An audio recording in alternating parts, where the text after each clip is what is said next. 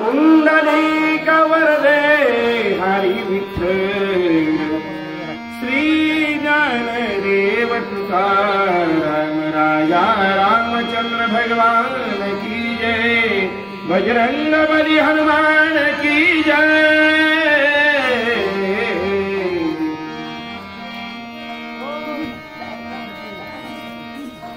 श्री सद्गुरु रामचंद्राय नमः।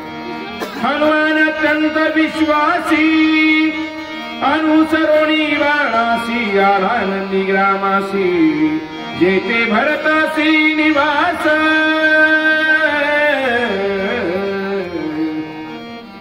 नमामि सच्चिदानंदं सद्गुरु श्री सांब सदाशिवम ईशान चरण सानिध्यान सिद्ध संसार वंदनम। लक्ष्मण शक्ती प्रसंग आहे। 4 अध्यायाची सांगता झालेली आहे। आता 5व्या अध्यायाला सुरुवात झालेली आहे। एकनाथ महाराज अत्यंत सुंदर अशा पद्धतीचं वर्णन करतात। प्रसंग रात्रीचा आहे आणि 4थ्या अध्यायाच्या शेवटला एकनाथ महाराजांनी विषय का घातला त्याचं कारण सांगतो। 5व्या अध्यायाच्या सुरुवातीला निखळ तत्वज्ञान एकनाथ महाराजाला सांगायचं आहे आणि ते निखळ तत्वज्ञान ऐकण्यासाठी आपण सावध राहावं याच्यासाठी 4थ्या अध्यायाच्या शेवटी विषय घातलाय। त्याचं कारणच तेवढं लक्षात ठेवा। प्रसंग रात्रीचा आहे कारण मानवी जीवनामध्ये उपयोगाला येणाऱ्या प्रत्येक गोष्टीचं एकनाथ महाराजांनी रामायणामध्ये वर्णन करून ठेवलेलं आहे। 4था अध्याय आपण काय केला, विषय कुठपर्यंत आला? बाण भरतानी सोडला आणि भरतानी सोडलेला बाण हनुमंतरायाच्या पायाला लागला। हनुमंतरायाने पायाला लागलेल्या बाणाला पाहिलं आणि केलं काय? चिंतन करायचा विषय असा आहे। हनुमंतरायाच्या दृष्टीने विचार केला तर काय विषय महत्वाचा होता? औषधीचा पर्वत घेऊन जाणं आणि लक्ष्मणाला उठवणं महत्वाचं होतं का आपला रस्ता सोडून कुठंतरी बाणाच्या पाठीमागे नंदीग्रामाच्या ठिकाणी जाण्याचं महत्वाचं होतं? महत्वाचं काय होतं? लक्ष्मणाला उठवणं महत्वाचं होतं। पण तेवढं मोठं महत्वाचं काम हनुमंतरायांनी सोडलं आणि बाणाच्या पाठीमागे नंदीग्रामाच्या ठिकाणी आले आणि त्या हनुमंतरायाचं वर्णन करत असताना एकनाथ महाराजांनी पहिला शब्द वापरला, हनुमा अत्यंत विश्वासी। का? हनुमंतरायाच्या अंतःकरणामध्ये असणारा विश्वास आहे। कशाविषयीचा विश्वास आहे? भगवान रामचंद्र प्रभूच्या नामाविषयीचा विश्वास आहे। कारण भगवान परमात्म्याच्या नामावरती विश्वास ठेवून जर गेलं अपयश येणार नाही। पहिलं कारण हनुमंतरायाच्या अंतःकरणामध्ये विश्वास आहे। मी औषधीचा पर्वत नेला काय, मी औषधीचा पर्वत न नेला काय, लक्ष्मणाच्या जीवाला धोका नाही हा विश्वास हनुमंतरायाचा आहे। का? जिथं भगवंताचं नाम आहे तिथं यम नाही। होय भरत महाराज, जिथं देवाचं नाव आहे तिथं मरण आहे का? नाही।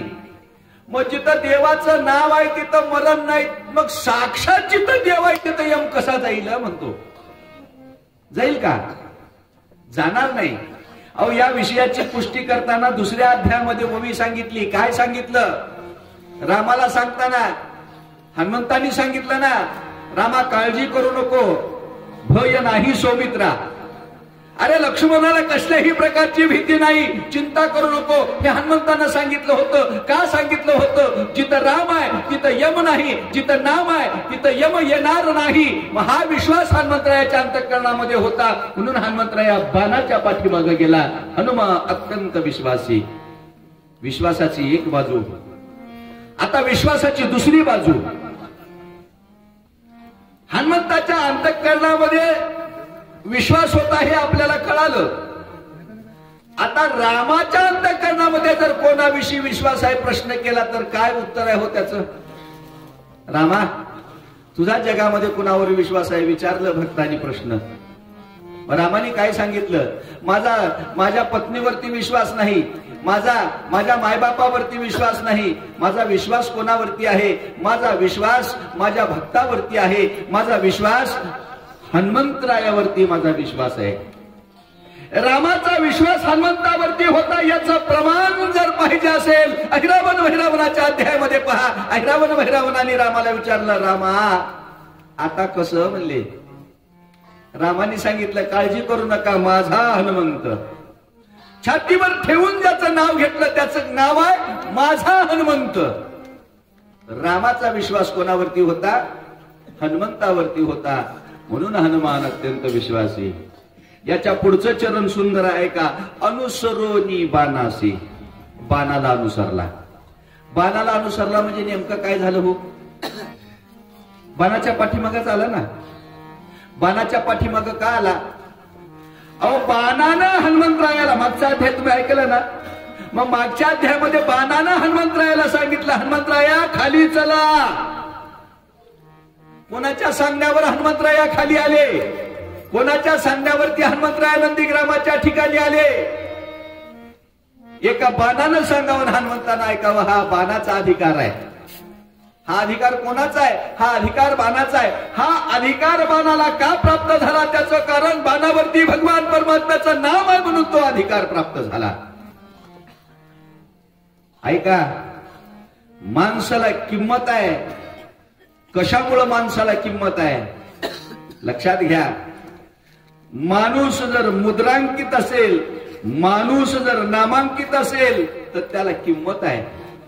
2 व्यक्ती उभा टाकले महाराज. 2 व्यक्ती, एक माळकरी आहे आणि एक बगळ माळकरी आहे. तुम्ही गेल्यानंतर कुणाच्या पाया पडताल? माळकऱ्याच्या का बगळ माळकऱ्याच्या? माळकऱ्याच्या. का? बगळ माळकरी माणूस नाही का?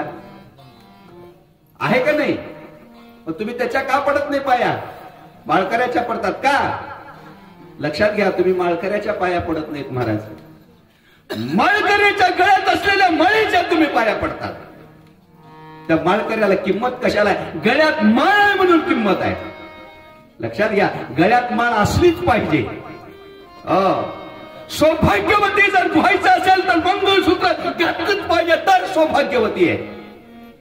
पंढरपूरचा वारकरी व्हायचंय, भगवान परमात्म्याचा तुम्हाला शिष्य व्हायचंय, देव तुम्हाला पाहिजेय, तर देव पाहिजे असेल तर त्याच्या नावाचं मंगळसूत्र घालावं लागेल, त्याचंच नाव घ्यावं लागेल, तर तो देव तुमचा होईल, अन्यथा होणार नाही. कितीही चांगलं वागा, कितीही चांगलं वागा, तो देव तुमचा होणार नाही. त्याचं नाव घ्यावंच लागेल, त्याच्या नावाचं मंगळसूत्र घालावंच लागेल, मग तुम्हाला किंमत आहे. नाही तर किंमत नाही. अनुसरोनी बाणासी. बाणाला अनुसरला. अरे निर्जीव बाणाच्या मागे हनुमंतराय आले, एवढी बाणाला किंमत आली. अहो, साधा दृष्टांत आहे. कपडा पुसतो, गाडी ज्यानं पुसतो तो कपडाच आहे, आणि ज्याला आम्ही वाकून वंदन करतो तोही कपडाच आहे. अरे एकाच कपडाच्या दुकानातून निघालेले 2 तुकडे, एक गाडी पुसतो आणि एक ध्वजा होतो. जो ध्वजा होतो त्याला वाकून नमस्कार. ते ध्वजा काय होतो तर त्याच्यावरती मुद्रा छापलेली असते, त्याच्यावरती राजाचं चिन्ह छापलेलं असतं, म्हणून तो ध्वजा म्हणून झळकला जातो महाराज. अनुसरोनी बाणासी. बाणाला अनुसरले. आला नंदीग्रामासी. नंदीग्रामाच्या ठिकाणी आले, जेथे भरता निवास. नंदीग्राम काय आहे? जिथं आत्यंतिक दुःखाची निवृत्ती झालेली आहे आणि परमानंद स्वरूप अवस्था जिथं प्राप्त झालेली आहे, त्या नंदीग्रामाच्या ठिकाणी आला. नाम कुठं देतं? नाम आनंद स्वरूप असणाऱ्या परमात्म्या जवळ नाम नेतं महाराज. आले नंदीग्रामाशी. नंदीग्रामामध्ये आले. येणारा व्यक्ती एवढ्या अधिकाराचा असेल, राहणारा व्यक्ती किती अधिकाराचा आहे? पुढे बोलतात, भरत श्रीरामाचा निज भक्त, भरते भक्ती उल्हासित, आचार्य भक्तीचा भरत, भरत निर्मुक्त चराचर,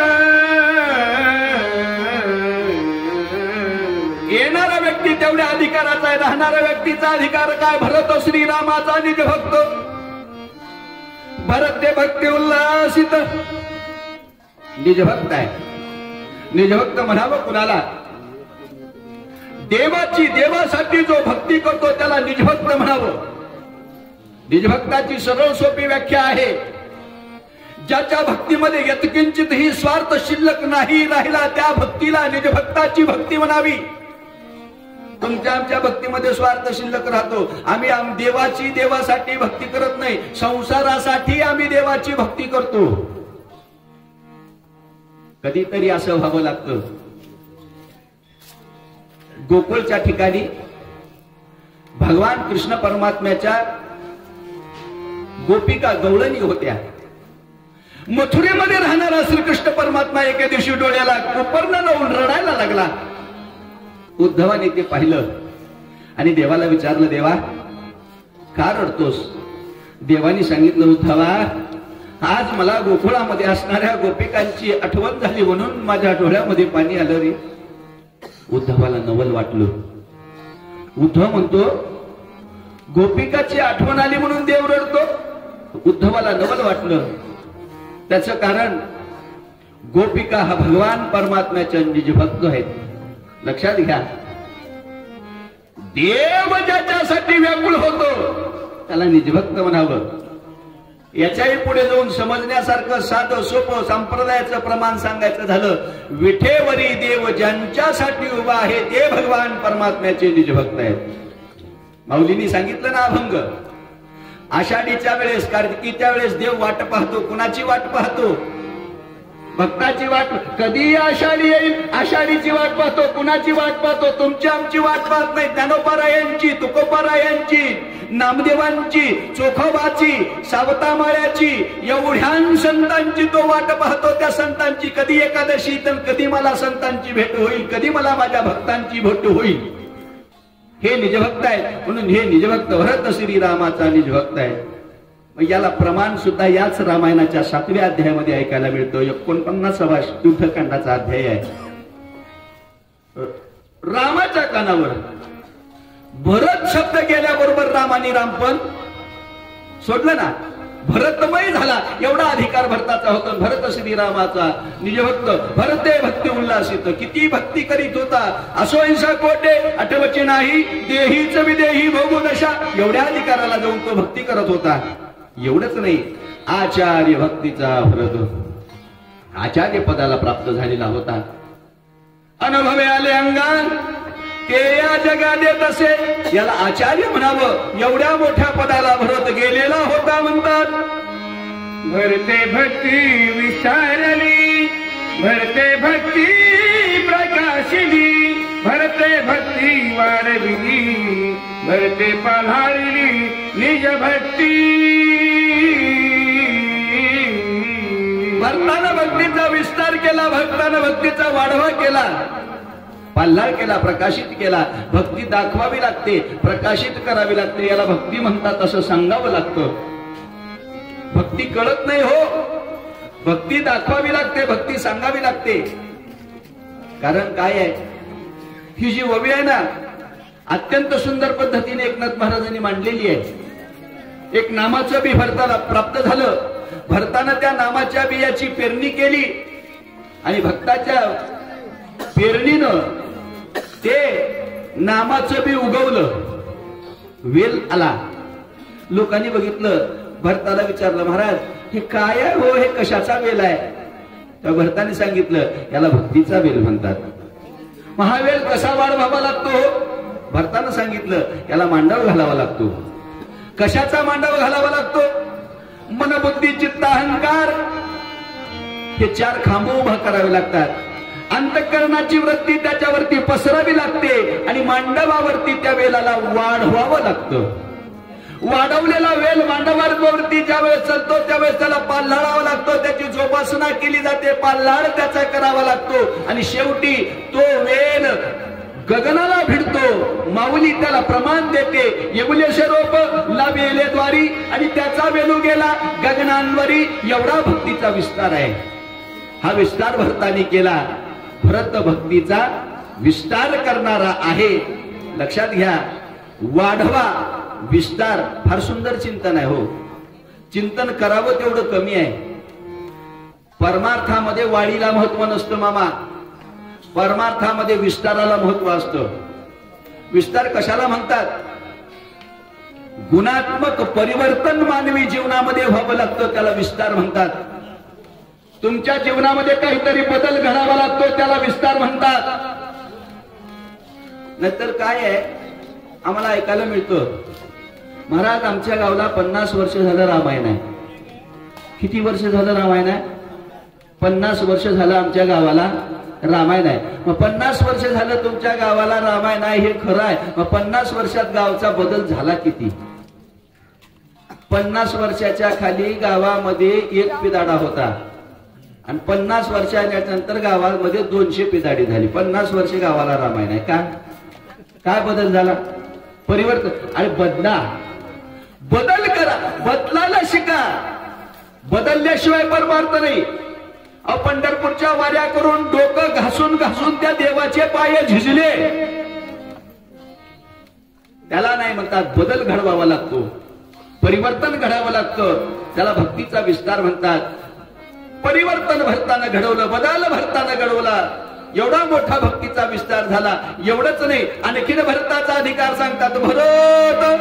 भरत भक्तीचा निज ठेवा, भरत भक्तीचा विसावा, भरत भक्तीचा ओरावा, भक्तीच्या गावा त्रिगम भरता. भरत भक्तीचा ठेवा आहे. आता ठेवा शब्दाच्या अनेक प्रकारच्या व्याख्या येतात. ठेवा कशाला म्हणतात? आता आपण ऐकतो तिजोरी म्हणजे ठेवा. मग भरताचं हृदय हे तिजोरी आहे. कशी तिजोरी आहे? सुरक्षित जागा आहे, तिथं भक्ती राहते. ठेवा शब्दाचा भाव, ठेवा शब्दाचा आणखीन एक भाव आहे. ठेवा शब्द, ठेवा कशाला म्हणतात? पुढच्या आयुष्याच्या उपयोगाला येण्यासाठी काहीतरी आपण गोळा करून ठेवतो, त्याला ठेव म्हणतात ना, ठेवा म्हणतात ना.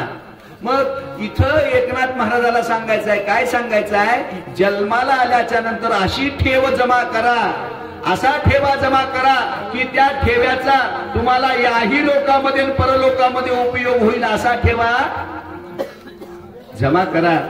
लक्षात ठेवा, मनुष्याच्या देहाला तुम्ही आलात आणि मनुष्याच्या देहाला तुम्ही आल्याच्या नंतर हा ठेवा मिळवण्यासाठी, भक्तीचा ठेवा प्राप्त करून घेण्यासाठी हीच परमी संधी आहे. दुसरीकडे हा ठेवा प्राप्त होऊ शकत नाही, मिळत नाही. म्हणून तर संतांनी या ठिकाणी सांगितलं, असे कर्म करा. कसे कर्म करा? असे कर्म करा की जे कर्म केल्यानंतर तुम्हाला पुन्हा पश्चाताप करण्याची वेळ येणार नाही, असे कर्म करा. आता आम्ही जे करतो ना, पश्चाताप आहे महाराज. आम्ही जे करतो पश्चाताप आहे. काय करावं एवढं सगळं करून आमच्या देवाला नशिबाला, आमच्या नशिबाला देवानं? अरे बाबा, एवढं सगळं तू केलास ना, या जन्मीचं तुझ्या नशिबाला आलं नाही, मागच्या जन्मीचं फेडण्यासाठी या जन्मी तू जन्माला आलेला आहेस.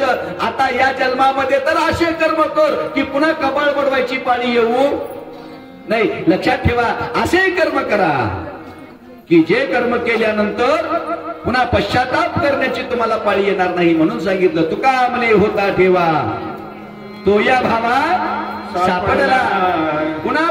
पुन्हा नाही, मनुष्य जन्म पुन्हा नाही. म्हणून सांगितलं ठेवा. ठेवा संपला. दुसरा शब्द आहे विसावा. प्राप्त झाला का? विसावा कशाला म्हणावं? ज्याच्यासाठी, ऐका बर का, ज्याच्यासाठी जन्मल्यापासून मरेपर्यंत माणूस पळापळ करते, त्या गोष्टीचं नाव विसावा. मग विसावा मिळाला नाही हो. मग त्याच्यासाठी आमच्याकडे एक परंपरा आहे. कोणती परंपरा आहे?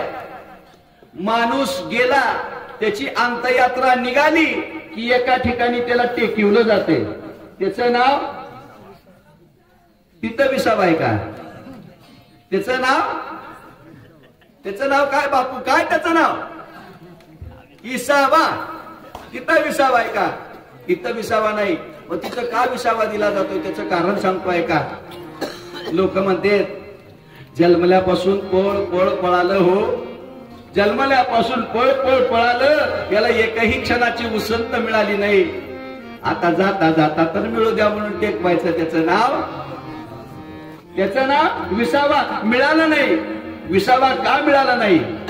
त्याचं कारण आहे आमच्या जीवनातली तहान संपली नाही. तृष्णा शब्दाचा अर्थ आहे तहान. आता निश्चिंतीने पावलो विसावा. कुंडलिया धावा तृष्णेची धाव फुटवावी लागते. कशाची? तृष्णेची तहान संपावी लागते. आमच्या जीवनातली तहानच संपत नाही. कशाची तहान आहे? इच्छा. इच्छा. आमच्या जीवनातल्या इच्छा संपत नाही म्हणून आम्हाला विसावाच मिळत नाही. इच्छा संपावी लागते, तहान संपावी लागते. भरताच्या ठिकाणी ती प्राप्त झालेली होती, विसावा प्राप्त झालेला होता. त्याच्या पुढचं सुंदर चरण आहे भरत भक्तीचा ओलावा. ओलावा आहे. आता चतुर शेतकरी कोण असतो हो? जमिनीतली ओल बघून पेरणारा हुशार शेतकरी. कधी पेरावं लागते? जमिनीत ओल असली तरच पेरावं लागते ना. मग जमिनीत ओल आहे, पेरावं, मग तिथं ते बी रुजत. आमच्या पेरण्या झाल्यात महाराज, आमच्याकडे पेरण्या झाल्यात, पण पेरण्या झालेलं उमटलच नाही. काय भरत महाराज तुमच्याकडे उमटलंय का? उमटलंय, अर्ध उमटलंय. म्हणजे अर्धा ओलावा आहे. हिवाळ भरणा आहे. ओलावा पाहिजे. लक्षात ठेवा. पेरणी झाली आहे महाराज, पेरणी झाली आहे. कधी झाली आहे? गळ्यामध्ये तुळशीची माळ घालताना सद्गुरूनं पेरणी केली ना, नाम पेरले ना कानामध्ये, ते नाम हृदयामध्ये पडले ना. मग हृदयामध्ये पडलेलं नाम उगवलंच नाही. का उगवलं नाही? इथं भाव नाही, प्रेम नाही. त्याचं आणखीन एक कारण सांगतो. ओलावा का नाही मला सांगा. तुमच्या गळ्यामध्ये माळ आहे का? आहे की आहे? आता मला सांगा, आठवण करा दिवस. गळ्यामध्ये गुरुकडून माळ घातलेला दिवस आठवण करा. गळ्यामध्ये माळ घालताना गुरुनं तुमच्याकडून काहीतरी बोलून घेतल तर घेतल ते का? काय म्हणले होते? हे बघ, गळ्यात माळ घाल, दररोज एक माळ जप कर. म्हणले का? ज्ञानेश्वरीच्या 5 वव्या वाच. सांगितले का? मग आता मला इमानदारीनं सांगा. आता मला इमानदारीनं सांगा, गुरुनं गळ्यात माळ घातली, तुम्ही माळ घालून गावाकडे आलो, किती दिवस नियमानं जप करू सांगा? किती दिवस? एकही दिवस. तिकडून पंढरपूरून माळ घालून आली, गुरुनं मंत्र दिला, गुरु तिकडं, तुम्ही इकडं, माळ गळ्यात. मग कशी पेरणी उमटल? उमटणार नाही, उमटणारच नाही. सांगितलेल्या मार्गावर आम्हाला चलायची तयारीच नाही तर कसं त्या पेरण्याला उगवल? उगवणार नाही. मग याला ओलावा लागतो, याला भाव लागतो, याला प्रेम लागतं, याला श्रद्धा लागते. महाराज, जाणे भक्तीचा जिव्हाळा तोची दैवाचा पुतळा. नाथ बाबा बोलू लागले, ऐका म्हणतात, भरते सत्य सद्भाव, भरते साचार अनुभव, भरते प्रकट राम राव, सर्वत्र पहावो सर्वासी. भरताचा भाव सत्यावरती होता, अनुभव सत्याचा येत होता. भरते सत्य सद्भाव, भरते साचार अनुभव, अनुभव साचाराचा, सत्याचा अनुभव आहे. जसा ज्याचा भाव तसा त्याचा अनुभव असतो बरं का. जसा ज्याचा भाव तसा त्याला देव आहे. आमच्या संसारामध्ये असणाऱ्या अनुभवाला संसारच अनुभवाला येतो, देव अनुभवाला येत नाही. येत नाही देव अनुभवाला. का? आमचा भाव संसारामध्ये, संसाराचा अनुभवाला येतो. बघा, देवदेव कितीही करा, देवाचा अनुभव येत नाही. त्याचं कारणच आहे, आमच्या कानाला लागायच्या गोड गोष्टी संसारातल्याच गोड गोष्टी आहेत बरं का. परमार्थाच्या गोड गोष्टी ऐकायला चांगल्या वाटत नाहीत. त्याचं कारण ज्ञानेश्वर महाराजांनी ज्ञानेश्वरीमध्ये सांगितलंय. मी वेगळं काय सांगणार आहे? ज्ञानेश्वर महाराजांनी सांगितलं की नाही आम्हाला काय गोड लागतंय? संसार विषय विषयाचा पडी पाडू गोड परमार्थ लागे कडू कडू विषय तो गोडू जीवासी झाला. अरे बाबा गोड गोड गोड गोड गोड असणारा परमार्थ कडू लागतोय का नाही? लागतोय हो. त्याचं कारण तुम्हाला सांगू का? अहो माणसाला परमार्थात आल्यानंतर संसारच ऐकावं वाटतंय, संसारच राहू वाटतंय का? तसंच आहे. खरं आहे बापू, काही नाही. खरं बोलायला कुणाची भीती नाही. खरंच आहे, खरं आहे हो. आम्हा गोडी तिथंच आहे. खरं आहे. तुम्हाला मी दृष्टांत सांगतो. माझ्याकडे एक बाई आलती, आजीमाय. तिने म्हणली महाराज 25 वर्ष झालं गळ्यामध्ये माळ घातली म्हणली. गुरुनं दिलेल्या मंत्राचा जप करते, सगळं काही करते. डोळे झाकलं की माझ्या डोळ्यापुढे गुरु येईना, माझ्या डोळ्यापुढे देव येईना. मी म्हणलो काय येतंय? म्हणले महाराज काय करू, कधी डोळे झाकले की डोळ्यापुढे द्वाडाचं दोबडच येते म्हणली. म्हैशी ती आहे दोबड का?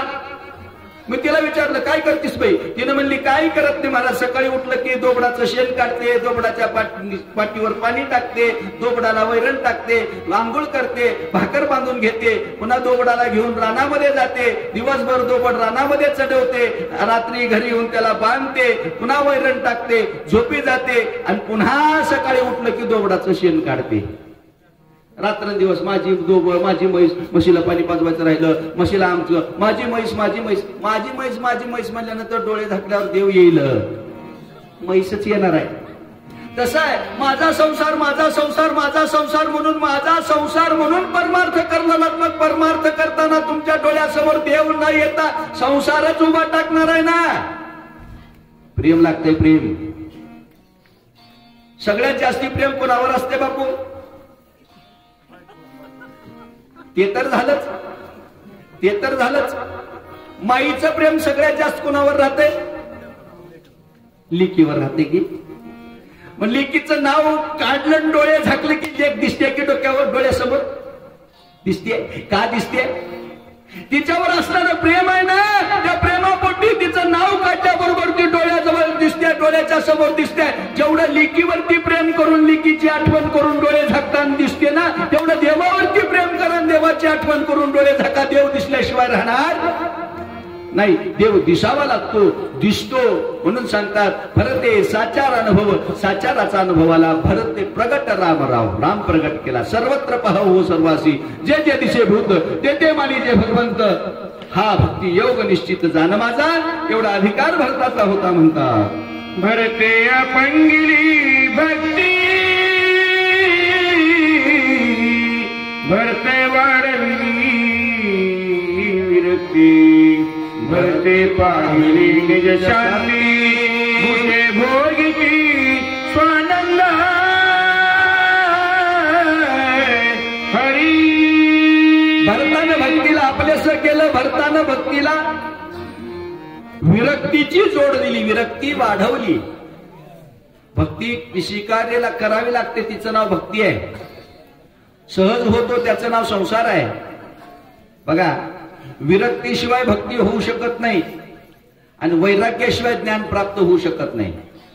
ज्ञान प्राप्त करायचं असेल तर वैराग्य पाहिजे आणि भक्ती करायची असेल तर विरक्ती पाहिजे. विरक्ती कशाला म्हणतात? संगतीमध्ये राहून, कशाच्या?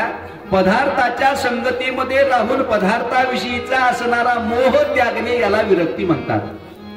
संसाराच्या संगतीमध्ये राहून संसाराच्या मोहाचा त्याग करणं याला विरक्ती म्हणतात.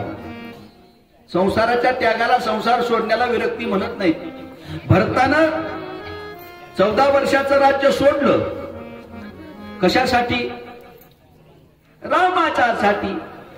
मला राज्य नको, पाहिजे काय? मला राम पाहिजे.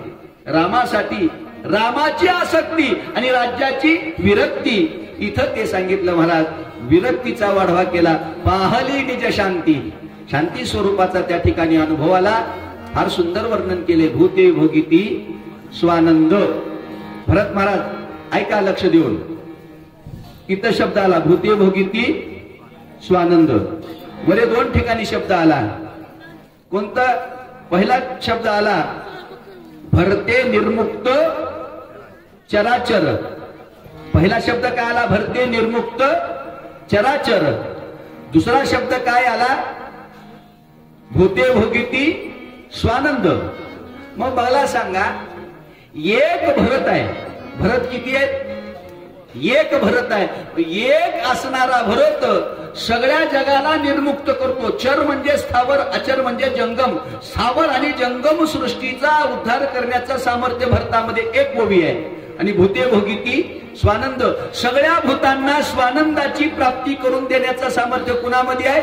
एकट्या भरतामध्ये आहे. आता हे सिद्धांत सिद्ध करण्यासाठी पुढचा दृष्टांत आहे का?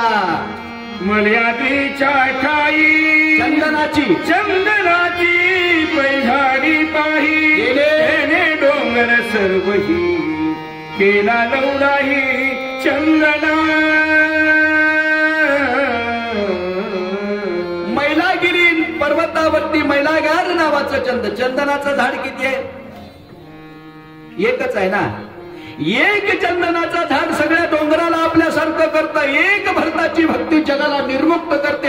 एक भरताच्या भक्तीनं जगामध्ये असणाऱ्या सगळ्या भूतांना स्वानंदाची प्राप्ती प्राप्त करून देण्याचं सामर्थ्य आहे. मग हे चंदनाचं वृक्ष आहे, सगळ्या डोंगराला आपल्यासारखं करतं. कसं करतं त्याची प्रक्रिया नाही. नाही आपण तेथे गेलाय, नाही उपडोनी आणि लांग वाटवरून गेला.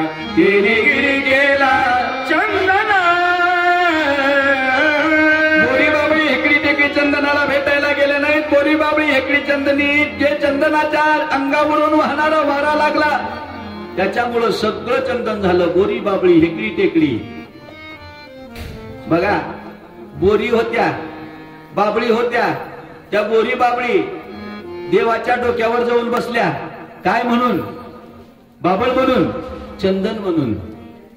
त्याला प्रमाण आहे. चंदनाच्या संगे पालटती झाडे, दुर्बळ लाकुडे देव माथा. देवाच्या माथ्यावरती ते बसली. हे सामर्थ्य त्या चंदनाचं आहे. एवढा त्या चंदनाचा मोठेपणा आहे. पुढच्या ओळीमध्ये सांगतात, एक वनस्पतीचा बडीवार चंदन केला डोंगर बसे चौफेर सुवास थोर आवडेना. एका वनस्पतीचा एवढा मोठेपणा आहे. सगळ्या डोंगराला आपल्यासारखं त्यानं केलं. चंदनमय सगळ्याला करून दिलं. तो मोठेपणा संतांचा मोठेपणा लक्षात ठेवा. माणसानं कधी अभिमान करायचा नसतो बरं का. कधी माणसाला अभिमान करायचा नसतो. ही सगळी धरोवर जी आहे ना, ही सगळी धरोवर संतांची धरोवर आहे बाबा.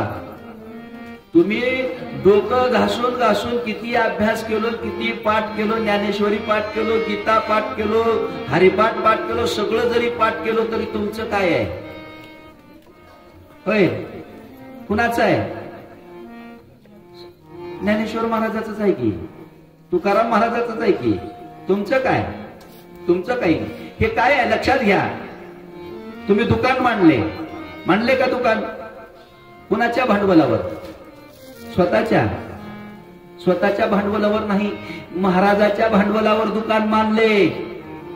आणि ते दुकान एवढं चाललंय की लोक डोक्यावर घेऊन महाराज म्हणून मिरवणुका काढलेल्या. आता काय भरत महाराज घरी गेल्यावर बायको लेकरं पाय धुवायला पाणी देणार बापू. घरी गेल्यावर लेकरं पाय धुवायला, बायको पाय धुवायला पाणी देणार. पण महाराज कीर्तनाला जर एखाद्या गावाला गेला तर गॅसवर गरम करून पाणी पाय धुवायला देऊ लागलेत नाही. ते लोक तुमच्या पायावर पाणी घालून तुमच्या हाताने पाय धुवलेत. हे मोठेपणा तुम्हाला मिळाला. कशामुळं?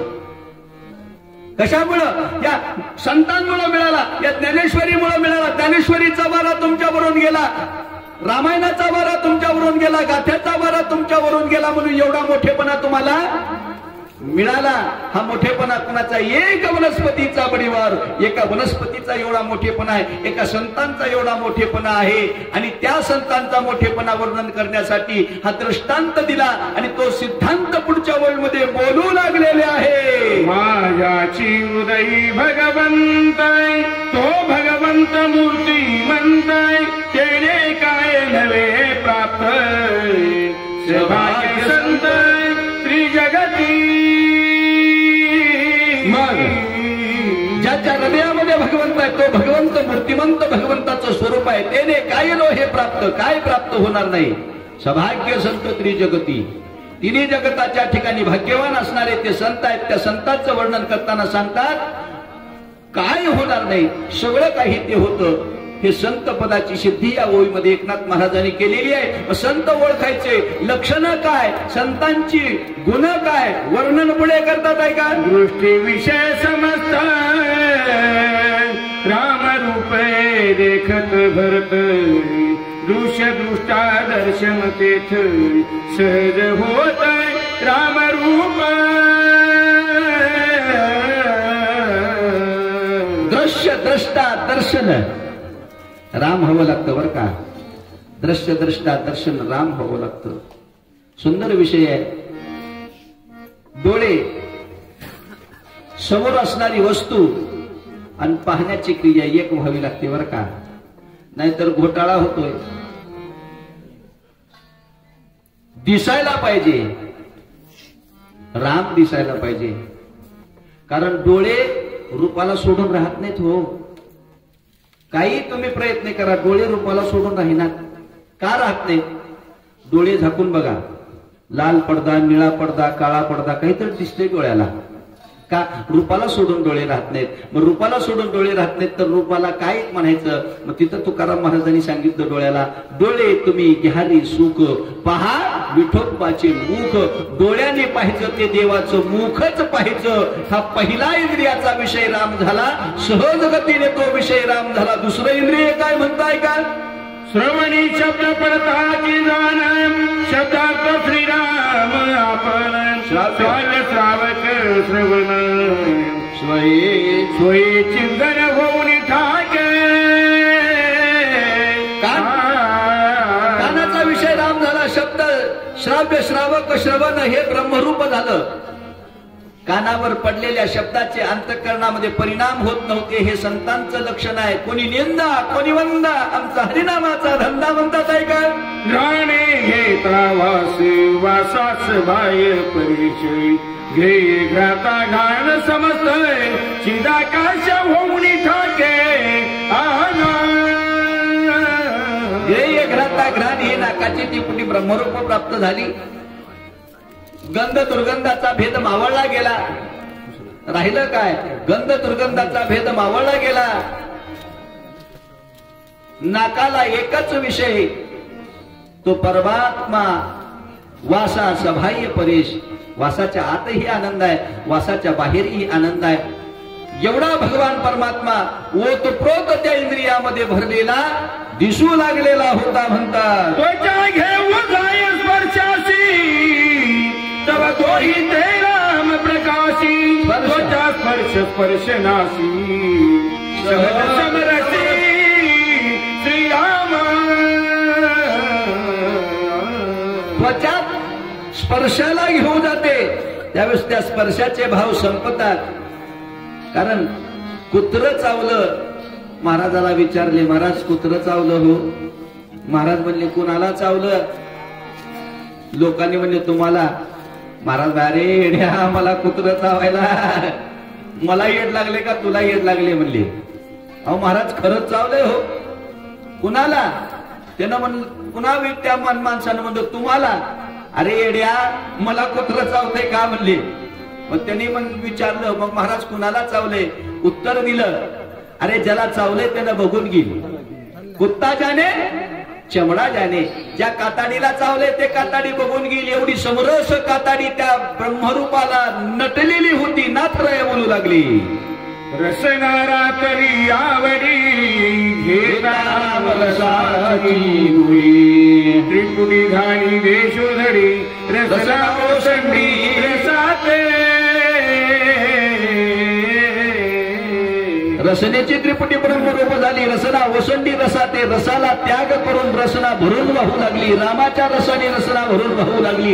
या रसनेचा वैभव काय आहे? या रसनेचं वैभव असा आहे, यानं एकदा जर गोड पदार्थ चाखला तर दुसरा गोड पदार्थ हिला लागू शकत नाही. जगामध्ये सगळ्यात गोड असणारा एक पदार्थ आहे, त्या पदार्थाचं नाव आहे नाम. अमृताहुनी गोड नाम तुझे देवा. हे चाखलं त्यावेळी त्या नामाच्या गोडीमुळं जगामधली सगळी गोडी त्याच्या जिभेवरती बसलेली आहे म्हणतात.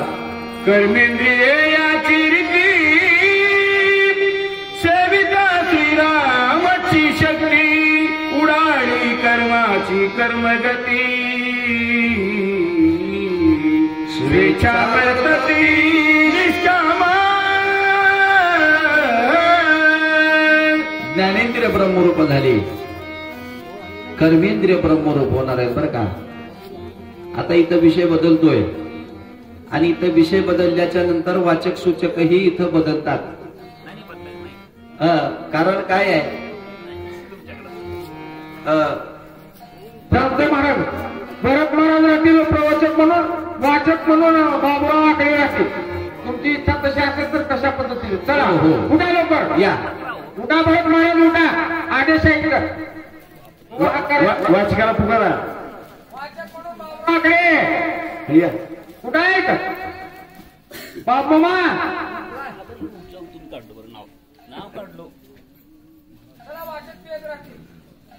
नाव काढायचं.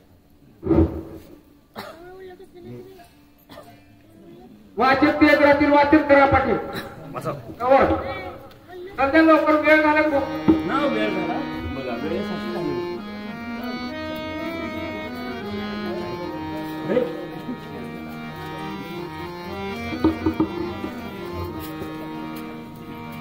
कर्मेंद्रिये याची रीती सेविता श्रीरामाची शक्ती उडाली कर्माची कर्मगती स्वेच्छा वर्तती निष्ठावून आयसा भरतराम कोंगरा तो देशाची राम झाला मनात्यंत सुखावला देखो लागलाय अपूर्वा. श्री गणेशाला वंदन करून, भगवान प्रभू रामचंद्राला वंदन करून कथेला सुरुवात झालेली आहे. आमच्या माऊलींनी 2 ओव्या वाचल्या. हे 2 ओव्या वाचणं आणि 2 ओव्या सांगणं सर्वात कठीण आहे.